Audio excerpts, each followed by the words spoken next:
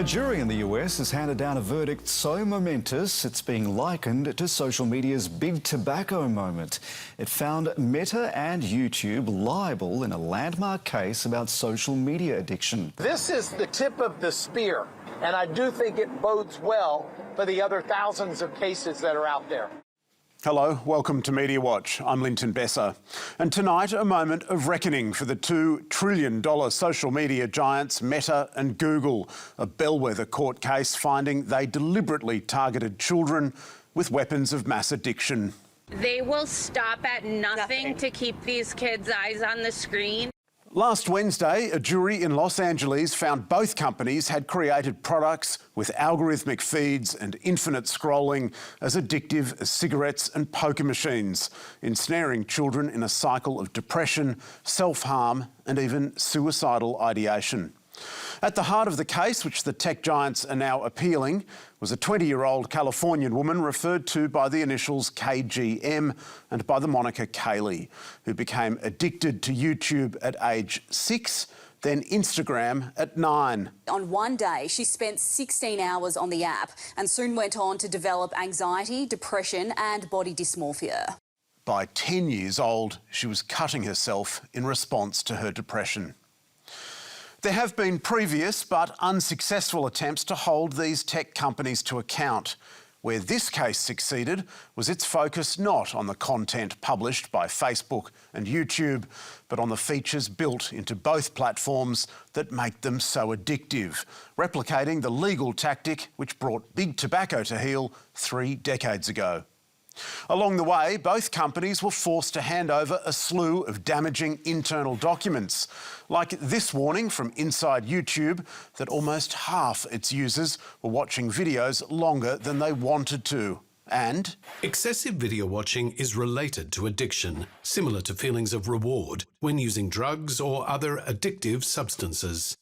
Even the office chatter among Meta staff suggested they knew they were dealing in the digital equivalent of crack cocaine. Oh my gosh, y'all, Instagram is a drug. Lol, I mean all social media? We're basically pushers. It's kind of scary. Ugh. One previously confidential email from 2016, whose subject line was teen growth, revealed even Facebook's founder Mark Zuckerberg had played a direct role in the cultivation of high school users. Mark has decided that the top priority for the company in H1 2017 is teens. There's an opportunity to do classical Facebook growth on a high school by high school basis. Our overall company goal is total teen time spent. This 2019 study on the mental health of teenagers, subtitled Creatures of Habit and circulated inside Meta, reported Instagram sets the standards, not only for how teens should look and act, but also for how they should think and feel. Teens can't switch off, even if they want to. Lawyers for Kaylee allege the platforms had corrupted young minds, including through beauty filters, which enforce unrealistic, almost cartoonish standards of appearance and desirability, and which Zuckerberg himself insisted on, overruling 18 experts who'd warned of their potential harm, and was then forced to answer for it in the witness box. And you could tell he was getting kind of testy. He often responded by saying things like, "I think you're mischaracterizing me," or "That's not what I said at all." The Los Angeles Superior Court awarded Kaylee $8.7 million Australian dollars, less than a grain of sand on the beach for these corporations. Google's parent company turning over more than $500 billion last year. Meta, a paltry $293 billion. But in a world where so many of us struggle to stop scrolling, the penalty is almost beside the point. Particularly because, and we're going to turn to this now in some detail, the dangers these platforms pose to children can be extreme, which a second court case last week made plain. Some breaking news just into us, everybody. A jury in New Mexico deciding social media giant Meta violated state law there in this landmark lawsuit over child sexual exploitation. For years, Zuckerberg and his executives have downplayed these concerns, insisting to Congress the issue of child sexual abuse material was infinitesimal and promising their apps do not allow content that sexually exploits children, with Zuckerberg himself boasting he was proud of the work that our teams do to improve online child safety on our services. Last week, that edifice came crashing down after a devastating undercover sting by authorities in New Mexico. Details of the operation set out in a 2023 court complaint. Investigators had unearthed a flood of sexualised images of naked children, which were available to purchase or trade through Meta's apps, including via accounts which marketed children for sex work, as New Mexico's Attorney General explained midway through the trial. The fundamental thing that we are trying to get across is that Meta's platforms facilitate and amplify predatory behaviour. Investigators posing as children as young as 12 years old had set up fake accounts, including for a fictional 13-year-old named Issa B, supposedly trafficked by her mother, who was soon bombarded by men sending her explicit pictures and videos. As the messages come in, she has no means of screening or previewing the messages. Issa has reported numerous posts and accounts to Facebook, but those accounts have remained active.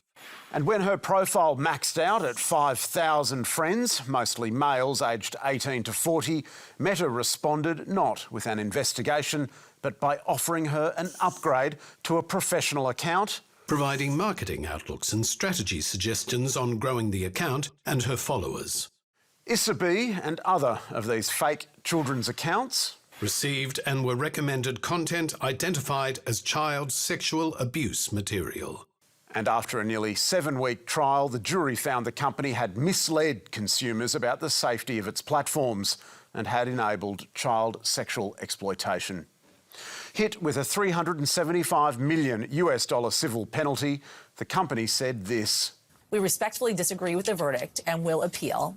An astonishing number of us have allowed Meta and other social media outfits into our most intimate spaces, handing these corporations a licence to be the means by which we talk to one another, with a market penetration the legacy media could not ever have fathomed.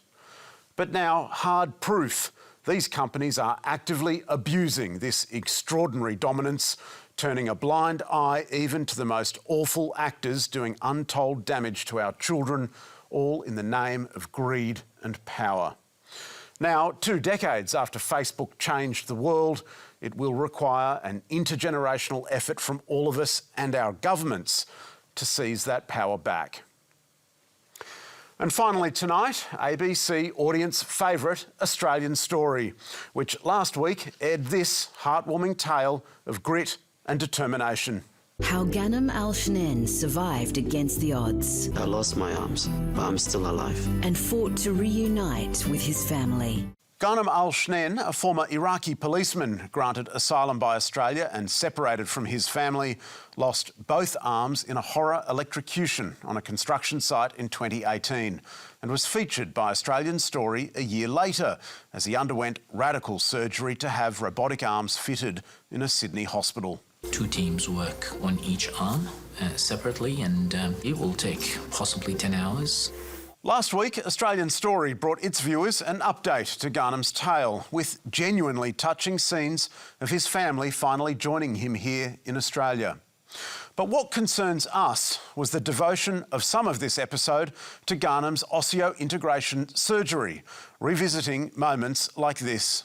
This kind of surgery is not just intensive from the technical point of view. It requires significant commitment, significant positive attitude. Ghanem's surgery and his surgeon, Munjed Muderis, were given significant airtime last week.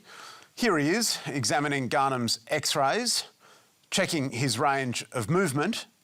That's good. Good range, which is good. Displaying a warm bedside manner. We'll look after you. Take care. And together with sophisticated animations lifted from Muderis's own marketing material, providing detailed explanations of Ghanem's procedure. It is a highly complex procedure, and extremely severe. Before the program took us back into the operating theatre for these happy scenes from May 2019. Went very well. Perfect. Yeah.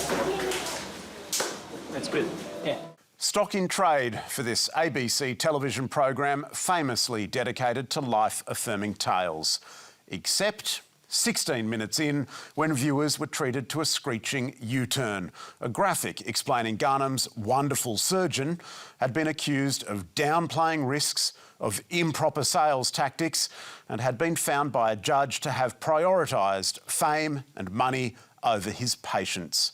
In fact, for the 4 years leading up to last Monday night's program, Munjed Muderis had been embroiled in one of this country's most high-profile defamation cases, having sued 60 Minutes and The Age for revealing not all of the surgeon's patients had shared Ghanem's positive experience. There were horrible complications, excruciating pain and disturbing infections that gave off a repulsive odour. So what was the smell? Have you smelt dead body before? The breaking point for the veteran was this, when he discovered maggots breeding in his leg. Which 60 Minutes reporter Tom Steinfort put to Muderis. Maggots in his wound.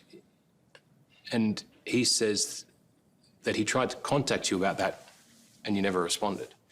Look, I can't disclose patients' individual cases. After a marathon trial in which key investigative journalist Charlotte Grieve, since recruited to the ABC, endured 6 days of cross-examination, the federal court handed down its judgment in August last year, exonerating her reporting and delivering a withering assessment of the surgeon, including that his conduct is properly described as unethical. That he applies inappropriate pressure on prospective patients to proceed with the surgery, has engaged in misleading conduct towards patients, and in respect of one patient displayed a callous approach to patient care. The judgment also referred to evidence he had failed to conduct proper investigations to diagnose conditions his patients were suffering from, acted with neglect. And that the impact on some of the patients of having the surgery has been dire.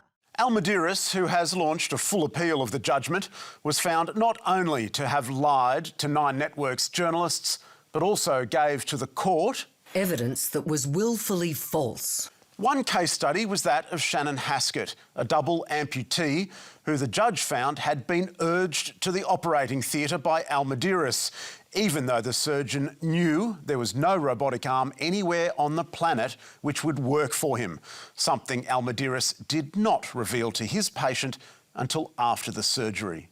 The gravity of which, you might agree, was not quite addressed with this 13-second graphic. Also unaddressed, the fact that Muderis owned the patent to the implants he was inserting into his patients. Implants showcased once again by the ABC. A leading orthopaedic surgeon told us Australian Story's on-screen warning was inadequate. Ideally, Muderis should have been excised entirely from the program. It has the potential for patients with similar or related problems to Ghanem to go and get treatment inappropriately. One of Muderis's former patients, Leah Mooney, watched the episode with her husband and told us, "We were shocked to see Munjed Muderis in the story. It was very disappointing. This man has been an absolute disgrace. I'm worried now other patients may think he's credible." A spokesperson for the ABC said Muderis's appearances amounted to only 4 minutes of the program and Dr. Munjed Muderis's role was small but integral to the narrative. In light of the questions raised before and during the trial, we edited references to Muderis from the updated episode as much as possible. On-screen information was inserted immediately following the surgery sequence that accurately conveyed the gravity of the allegations. Unfortunately, we could not disagree more. Until Charlotte Grieve's bravery and diligence brought him unstuck, Munjed Muderis had enjoyed a celebrity status, thanks in part to the gentle touch of the media, including by several ABC television programs. But the conduct of this surgeon, as set out in the federal court judgment, is so abominable as to present a danger to future patients.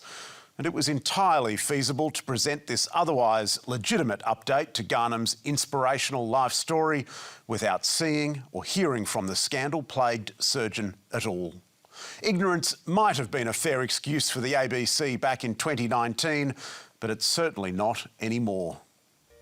And that's all from us tonight. Be sure to check us out on ABC iView as well as YouTube and Facebook. You can find full statements on our website. And don't forget to send us your tips. See you next week.